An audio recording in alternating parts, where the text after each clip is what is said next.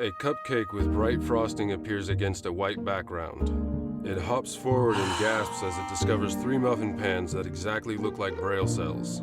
7 more brightly colored cupcakes appear. At the whistled command of the original cupcake, hop into the various muffin holes to form the braille letters TBK. The muffin tins are replaced by the Blind Kitchen logo, green braille letters TBK on a white background. Fade to black. Welcome to the Blind Kitchen, where you'll learn to fall in love with cooking again. I'm your host, Deborah Erickson, and in this episode, we're going to talk about the butter slicer. She is wearing a bright pink chef coat, a white apron with the Blind Kitchen logo. She holds a silver rectangular shaped butter slicer. It has handles and evenly spaced cutting wires across most of the rectangle. Now, why, as a blind cook, would I want a butter slicer? There are several reasons. One is for efficiency. I can cut a stick of butter into 12 equal teaspoons with one stroke, quickly and easily. Recipes often call for very specific amounts of butter, maybe 2 teaspoons, maybe 2 tablespoons. If I'm trying to guess, I know I can't see the wrapper, so it's going to be a bit of a guess to see how big they are.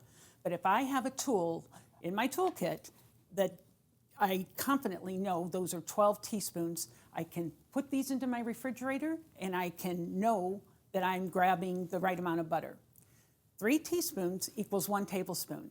So if my recipe calls for 2 teaspoons of butter, I'm just going to reach in my refrigerator and grab 2 of the pats. If it calls for 2 tablespoons, I'm going to reach into my refrigerator and quickly grab 6 of the pats, and I'll know I have it exactly right. The second reason a butter slicer is wonderful to have as a blind cook is because we can't see even slices, and it takes a long time to get those knife skills. But with this tool, you can just cut through the butter and your presentation will be enhanced. If you have guests over, you have a dinner roll, you want to put a couple of butter pats next to their plate, overlapping a little bit, you can confidently know it's going to be an attractive presentation. Now I'm going to teach you how to use your butter slicer. I have on my work tray a stick of butter that's unwrapped, and I have my butter slicer, and to the left of that I have a container with the lid where I plan to store my cubed butter. Now a word about packaging. An unwrapped stick of butter sits on an unfolded and flattened butter wrapper on a work tray. As blind cooks, we have to be especially careful to make sure that we account for food packaging. So I have opened this butter and I've kept that wrapper in one piece.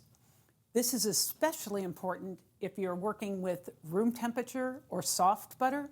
It's almost impossible to tactily tell the difference between where the butter begins and the paper ends. So it's always better to cut your butter cold.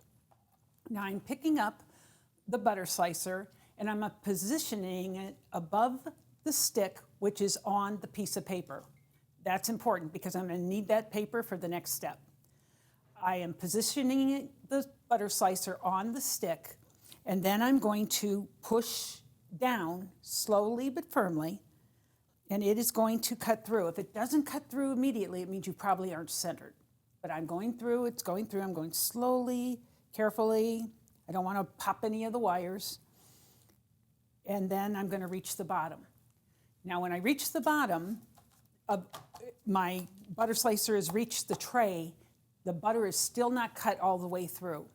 So I'm reaching over, I'm grabbing the butter container I want to drop this butter into, and I'm picking up the butter slicer with the paper still attached to the bottom of it.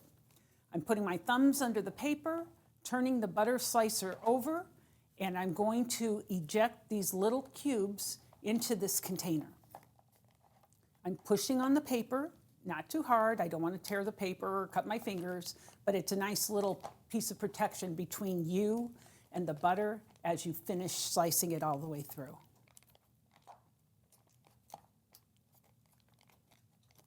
So I'm getting through it. I can hear them dropping off. I'm checking my work.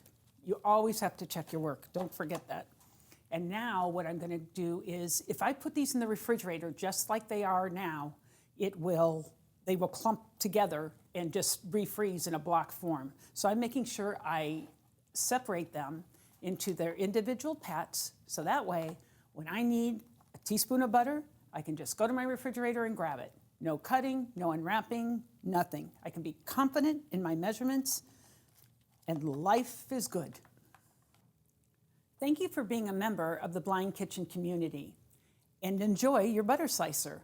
And in the meantime, happy cooking. She smiles towards the camera. Fade to black.